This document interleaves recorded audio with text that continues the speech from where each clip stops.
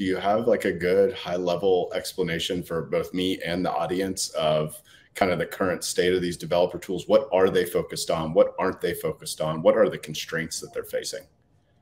Sure. So, I guess I'll give two examples. And I haven't messed around with Alchemy in a while, but there's Alchemy where they think of them as, well, this is what they also dub themselves in press, but the AWS of crypto. So, with very relatively little code, you're able to spin up a suite of node connections to whatever blockchain you're trying to develop on, say on Ethereum, for example. So it allows you to focus on the actual application development versus trying to become the ultimate expert of blockchain, like the underlying protocol layer, right? So think of it as powering your application on the back end, but not really helping you too much on the front end application, right? So a lot of people have focused on that. Why? Because people were spending weeks or months just figuring out how to deploy an application on the Ethereum protocol. So obviously, let's start there. Let's fix that, which is how they started, right? Their story is they in building out applications, blockchain applications, they were like, this is crazy. The amount of piping that needs to be built and spun up just to be able to write a line of application code, right? And they found that some of their peers, I think the founding team at Dapper Labs, were like, wow, we could use this. And then that's why they power Dapper. Now they power who knows what. The leader, they're by far the leader in that space. But then on the other end, so those tools exist. I would say what's called like IDEs, so integrated development environments. They're really early on, right? So the comp in the Web2 world, if you want to write an iPhone application, you need to use Xcode. Xcode is the IDE native to Apple and the Mac OS and the iOS and all that. So basically what it does is it allows you it's where you write your code. It's where you compile it to see if it works or if there are any bugs or errors. It's what you would use to troubleshoot most of the time and so on. That equivalent for blockchain application development is in its infancy. There's a company called Reach doing it fairly well. It's part of their solution. It's not the only thing that they do, but they're building out their own. And there are some other companies too. But that's also going to be a core part of it, right? You have the back end part of it, which makes it easy for you to just get to work and build an application. And then you have, the other part of it, which is like, all right, now that we're actually building the application, let's do it. Let's save ourselves as much time as possible. Let's make it as high performing as possible.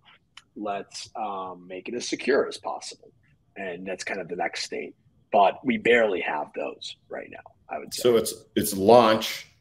If I could simplify it and tell me if I'm being dumb. Oh, sure. So its launch is pretty well covered. Alchemy is the leader in the space to launch an application, whereas optimizing the application in multiple different ways that we kind of take for granted, maybe in the Web2 world, we're not there yet when it comes to Web3.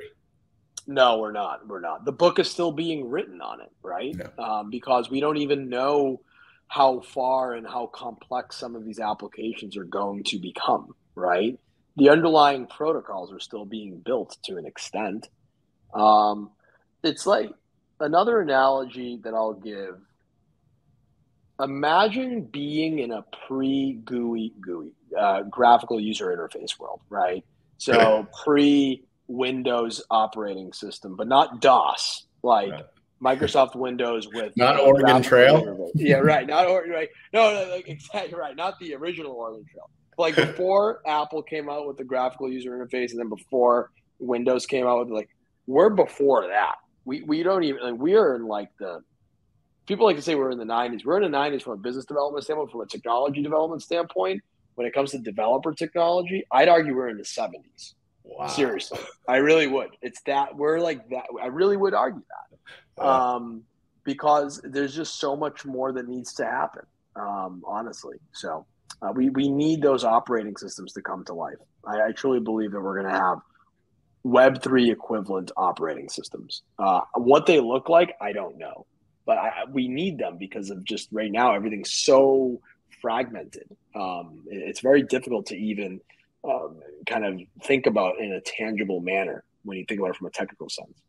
Yeah, I'm wondering, and again, this is bridging on the extent of my technical knowledge, so feel free to clarify this question a little bit. But does it make sense for some of the current larger companies that are in the developer tool market to be trying to tackle these, or is it we have to wait and see this kind of thing? And like what about that? Like, does it make sense for those larger people to be kind of bridging some of their developers over to kind of be the thought leaders, I guess, or in this part of the space?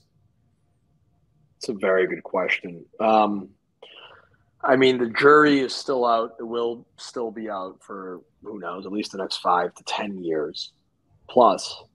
I would say it's definitely worth it. If you're a larger company, especially if you offer cloud services, you want to be in that game, right? You want to own as much of the developer stack as possible. So how you get there, it's a build, buy, or partner type scenario. These larger companies, they don't partner. They either build it or they buy you. So I don't know how they're going to go about it, but certainly, yes, I do absolutely think that some of these companies are, to my knowledge, should be deploying some engineering bandwidth to solving some of these problems. I do think, though, there's a lot of waiting and seeing because of what I was just alluding to, which is things are so nascent. They're so far away from being mass scale ready that it's just very difficult to even have a thesis on this. It's just so difficult. We can't, I mean, think about it this way. We're talking about a Web3 global economy, right?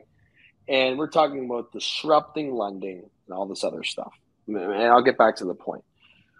Imagine, if someone said to you that recognizing collateral, wasn't possible anymore in a traditional finance world. You would think we're in like the 1800s, right? That is the world we live in right now in the Web3 world.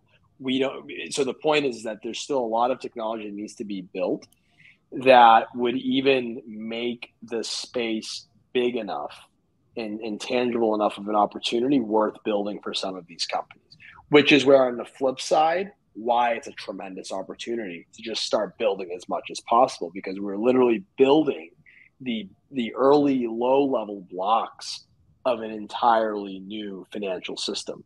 And I would just argue kind of technology economy in many ways. So yeah, I do think a larger company should go in there. Whether they try to get in by buying companies or building it out themselves, I don't know.